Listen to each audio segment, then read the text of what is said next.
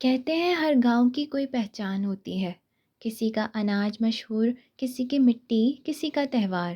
لیکن چمک پور کی پہچان کچھ اور ہی تھی، بے وقوفی۔ سن کر ہنسی آتی ہے نا؟ لیکن یہ بے وقوفی تھی جو نسل در نسل چلتی آئی تھی۔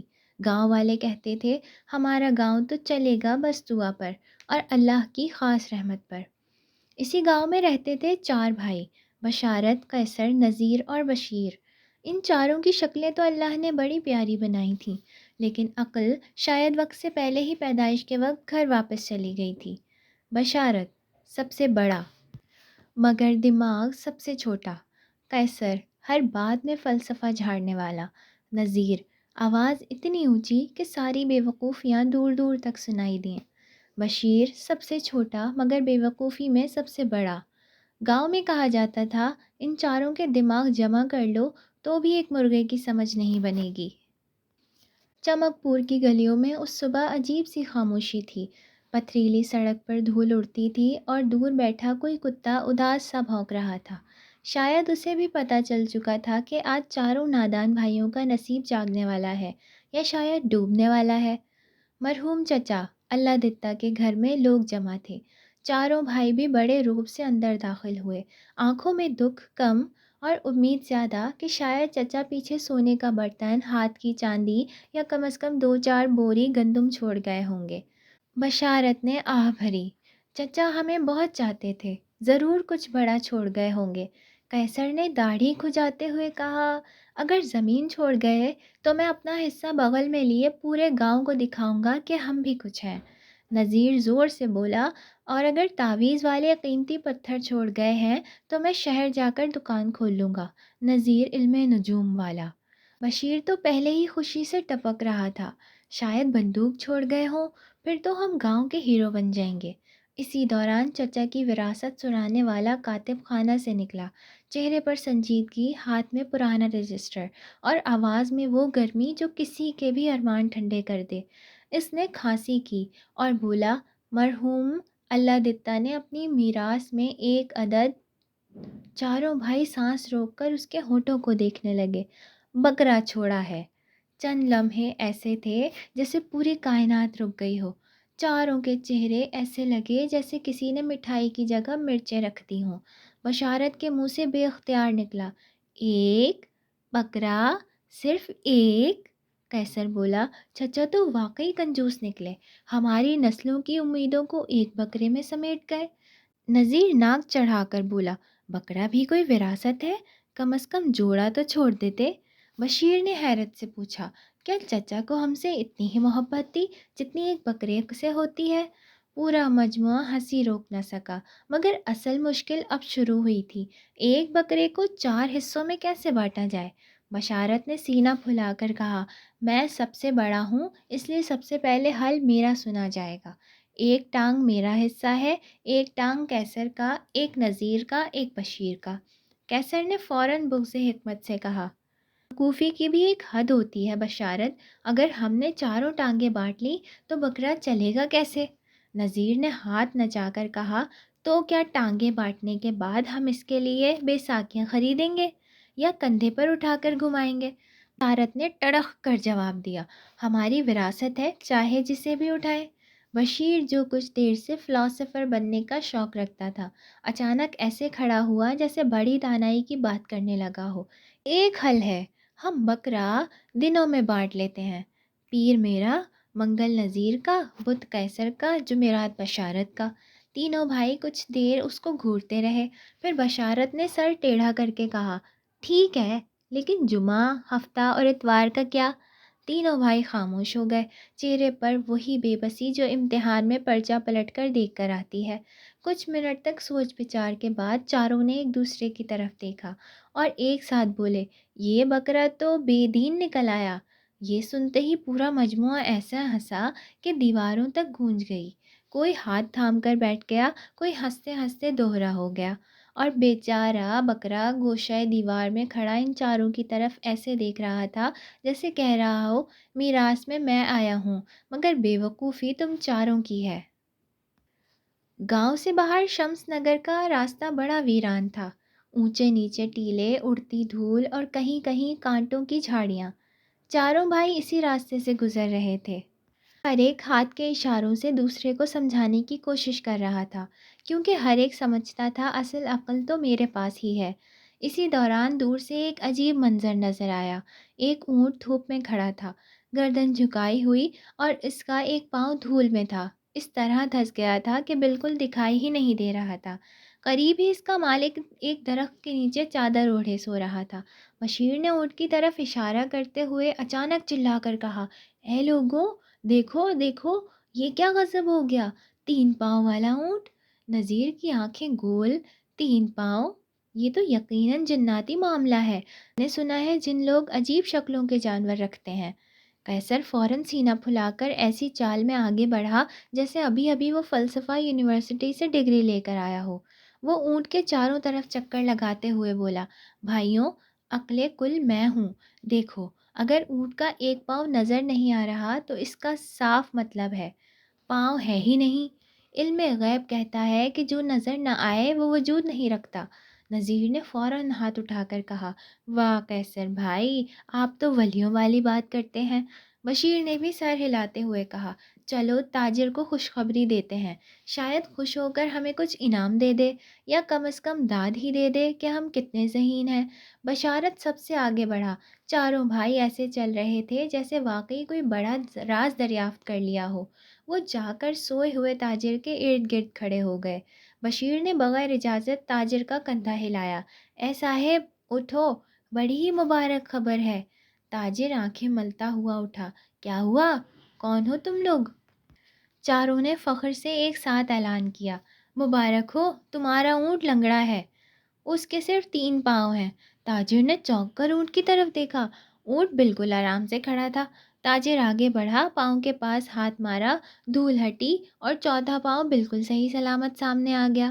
چاروں بھائی ایک لمحے کو منہ کھولے کھڑے رہ گئے، پھر فوراً اپنی بے وقوفی چھپانے کے لیے گردن اکڑا لی۔ نذیر پھولی ہوئی سانسوں کے ساتھ بولا، ہمیں دھوکہ ہوتا نہیں، دیا جاتا ہے۔ قیصر نے بھی اپنے فلسفے کی لاج رکھنے کے لیے فوراً کہا، اصل میں ہم نے غیب کی آنکھ سے دیکھا تھا، دھوپ کی وجہ سے غلط فہمی ہو گئی ہوگی۔ بشیر نے تاجر کو آنکھ مارتے ہوئے کہا، لیکن اصل بات یہی ہے کہ تمہارا اونٹ تھوڑی دیر پہلے 3 پاؤں کا لگ رہا تھا، یہ ہماری غلطی نہیں، اونٹ کا قصور ہے۔ تاجر کا چہرہ غصے سے لال ہو گیا۔ اس نے اونٹ کی لگام مضبوطی سے پکڑی اور گرج کر بولا، اگر ابھی یہاں سے نہیں گئے تو میں تمہیں اونٹ کا 5واں پاؤں بھی دکھا دوں گا، وہ بھی سیدھا تمہاری پیٹھ پر۔ چاروں بھائی ایک دوسرے کو دیکھتے ہی سمجھ گئے یہاں سے بھاگنا ہی بہتر ہے۔ وہ ایسے دوڑے جیسے کسی نے پیچھے کتا چھوڑ دیا ہو۔ دھول کے بادل اٹھے اور تاجر دور سے چلاتا رہ گیا، نادانوں، اصلیت دیکھنا سیکھو۔ چاروں بھائی بھاگے ہوئے بھی بحث میں لگے ہوئے تھے۔ بشارت، میں نے کہا تھا کہ پہلے غور کر لیتے۔ نذیر بولا، نہیں، تم نے ہی جلد بازی دکھائی۔ بشیر بولا، اصل قصور دھول کا ہے۔ قیصر، میرا فلسفہ اب بھی ٹھیک تھا، صرف وقت غلط تھا۔ اور یوں ان کی بے وقوفیوں کی فہرست میں ایک اور کارنامہ شامل ہو گیا۔ اگلے دن دھوپ ہلکی تھی، مگر بازار میں بھیڑ ہمیشہ کی طرح بھری ہوئی تھی۔ چاروں دوست بشارت، بشیر، قیصر اور نبیل اپنے مخصوص انداز میں ہاتھ پیٹھ کے پیچھے باندھے ایسے چل رہے تھے جیسے کوئی جاسوسی مشن پر ہو۔ دوران ایک عورت اپنے چھوٹے سے بچے کو بہلا رہی تھی۔ بچہ ہنس رہا تھا، کبھی قہقہہ لگاتا، کبھی عورت کے دوپٹے کو کھینچ لیتا۔ عورت نے اسے جھنجھنا پکڑایا تاکہ چپ ہو جائے۔ بچہ خوشی میں ہاتھ مار کر جھنجھنا زمین پر گرا دیتا۔ جھنجھنا ایک پتھر سے ٹکرایا، ٹک! اس آواز نے ایسا کام کیا جیسے کسی نے بشارت کے دماغ میں غلط فہمیوں کا نیا دروازہ کھول دیا ہو۔ وہ فوراً رک کر بولا، میں نے کھوج لگا لیا۔ بشیر نے گھبرا کر پوچھا، اب کیا نکالا ہے تم نے؟ بشارت نے سینہ پھلا کر آنکھیں سکیڑ کر کہا، یہ عورت پتھر کھاتی ہے۔ بشیر نے کان کھجایا، یہ کس کتاب میں لکھا ہے؟ بشارت نے نہایت فلسفیانہ انداز میں کہا، ارے بھائی، بچے ماں باپ سے ہی سیکھتے ہیں نا۔ بچے کے جھنجھنے نے پتھر کی آواز نکالی ہے، سو پتھر ماں ہی کھاتی ہوگی۔ قیصر بھی فوراً شامل ہوا، ہاں ہاں، بات تو ٹھیک ہے، تم ہمیشہ سائنسی بات کرتے ہو بشارت۔ نبیل نے سر ہلاتے ہوئے ایک اور بے وقوفانہ دلیل دی، اور دیکھو، بچے کے گال بھی سخت ہیں، یہ تبھی ہوتا ہے جب ماں پتھر کھاتی ہو، بشارت نے فخری انداز میں کہا۔ تو پھر چلو تحقیق مکمل کرتے ہیں۔ چاروں اس عورت کی طرف بڑھتے ہیں۔ عورت پہلے ہی تھکی ہوئی تھی، اوپر سے چاروں کے چہروں پر ایسے تاثرات جیسے کوئی ملزم پکڑنے آئے ہوں۔ بشارت نے مؤدبانہ مگر بیوقوفانہ لہجے میں پوچھا، بی بی، ایک سوال تھا، کیا آپ پتھر کھاتی ہیں؟ عورت نے چونک کر پہلے ہی بچے کو دیکھا، پھر جھنجھنے کو، پھر چاروں کو، اور آخر میں اس کے چہرے پر وہ مشہور پاکستانی ماں والا ایکسپریشن آیا۔ یہ بیوقوف کہاں سے آئے ہیں؟ اس نے تھوڑی دیر ان کی شکلیں دیکھی، سر سے پاؤں تک جائزہ لیا، پھر آہستہ سے اپنا جوتا اتارا۔ چاروں پیچھے ہوئے۔ عورت نے پوری رفتار سے گھورتے ہوئے کہا، تم لوگ لگتے کس خاندان کے ہو؟ چاروں نے فخر سے سینہ پھلا کر کہا، چمک پور۔ عورت نے جوتا ہاتھ میں گھماتے ہوئے گہری سانس لی۔ پتہ چل گیا۔ پھر وہ اتنی زور سے ہنسی کہ آس پاس کی دو دکانداریاں بھی ہنس پڑیں۔ وہ بولی، چمک پور والے تو ایسی ہی تحقیق کرتے ہیں۔ پہلی بار ایک نے مجھ سے پوچھا تھا، بی بی، آپ دن میں سورج کھاتی ہیں؟ کیونکہ آپ کا بچہ بہت چمکتا ہے۔ چاروں کی شکلیں لال، نیلی، پیلی ہو جاتی ہیں۔ بشارت نے آہستہ سے کہا، اصل میں ہم سائنسی لوگ ہیں۔ عورت نے جوتا دکھاتے ہوئے کہا، ہاں نظر آ رہا ہے، جاؤ یہاں سے، ورنہ میں تمہاری ساری سائنس نکال دوں گی۔ چاروں ایسے بھاگے جیسے مرغی کے پیچھے چار بلیاں بھاگ رہی ہوں۔ چاروں بھائیوں کی ناقابل یقین بیوقوفی اب صرف چمک پور تک محدود نہ رہی تھی، بات پھیلتے پھیلتے شہر، بازار، گلیاں، حتیٰ کہ محل کے بڑے چھجے تک جا پہنچی۔ ایک صبح بادشاہ اپنی سنہری کرسی پر بیٹھا بادام چبا رہا تھا کہ وزیر اعظم ہاپتا ہوا آیا۔ جہاں پناہ، یہ خبر ہے، خطرناک بھی اور دلچسپ بھی۔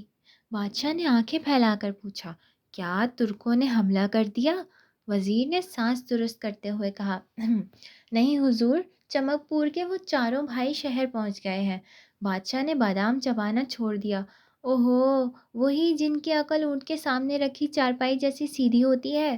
وزیر نے سر ہلایا، حضور، لوگ کہتے ہیں یہ چاروں مل کر پوری بستی کو بیوقوف بنا دیتے ہیں، حالانکہ ان کا مقصد کسی کو بیوقوف بنانا ہی نہیں، یہ خود ہی فطری فنکار ہیں۔ بادشاہ نے شوق سے کہا، انہیں فوراً دربار میں پیش کیا جائے، دیکھنا چاہتا ہوں یہ عقل کے کون سے خزانے لاتے ہیں۔ چاروں بھائیوں کو دربار میں بلایا گیا۔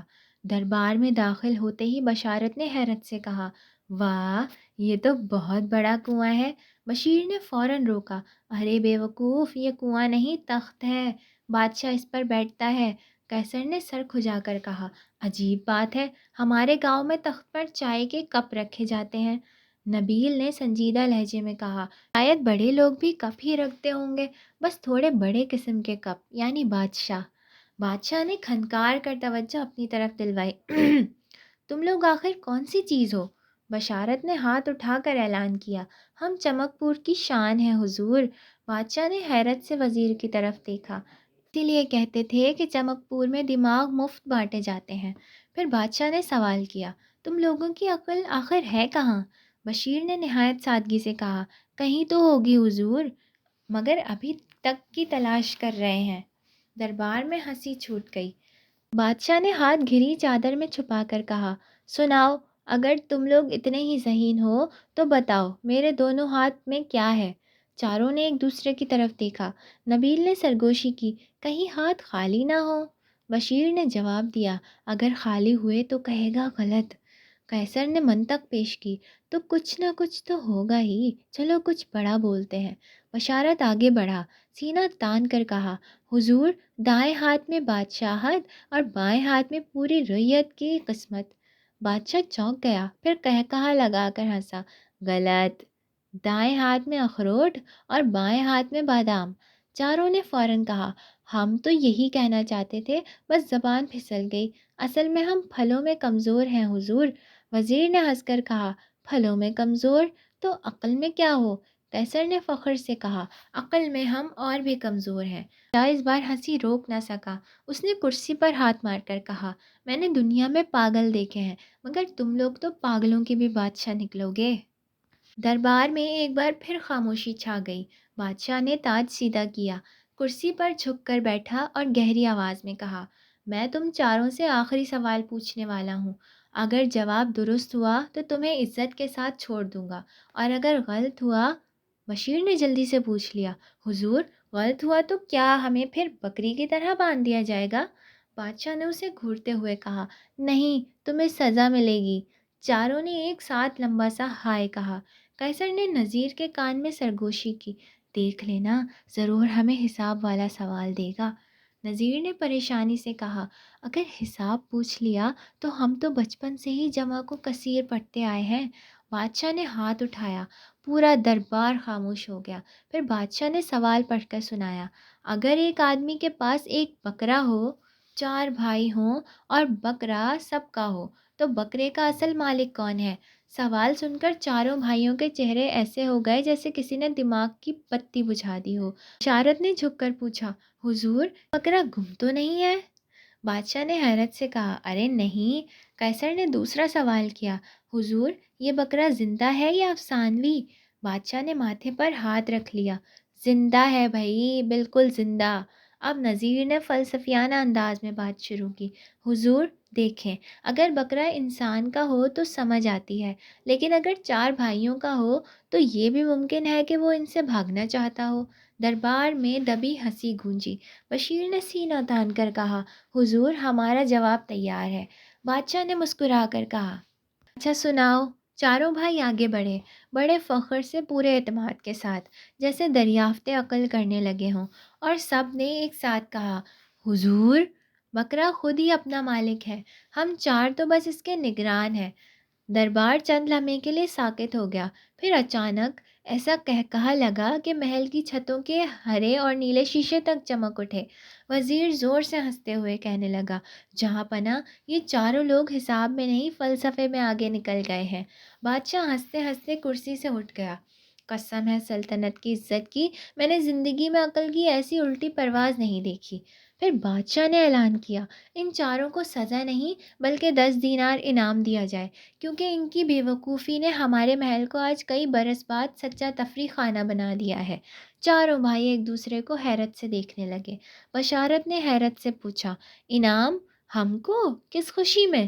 وزیر ہنستے ہوئے بولا، اس خوشی میں کہ تم لوگوں نے عقل کی دنیا میں ایک نئی تاریخ رقم کر دی ہے۔ چاروں بھائی خوشی سے اچھل پڑے۔ بشیر نے نیچے بیٹھ کر زمین کو چھوا، یا اللہ، یہ پہلا موقع ہے کہ ہماری بے وقوفی سے فائدہ ہوا ہے۔ قیصر نے فخر سے کہا، میں تو کل سے خود کو فلسفی کہوں گا۔ چاروں بھائی گاؤں واپس آئے تو پورا گاؤں ان کے استقبال کے لیے جمع ہو گیا۔ بازار میں لوگ، کھیتوں میں کام کرنے والے کسان، اور گلیوں میں کھیلتے بچے، سب کی نظریں بس انہی چاروں پر تھیں۔ بشارت، بشیر، قیصر اور نبیل کا ہر قدم ایک چھوٹی کہانی بن گیا تھا۔ لوگ ان کے گزرنے پر سر ہلاتے، ہنستے اور کہتے، واہ بھائی، یہ تو وہی چار بھائی ہیں جن کی عقل کی کہانیاں شہر کے محل تک پہنچ چکی ہیں۔ بچوں نے اونچی آواز میں دہرا کر کہا، ماما، ماما، دیکھو وہی بھائی جو بازار میں عورت کے جھنجھنے سے پتھر کھانے کا نتیجہ نکالتے تھے۔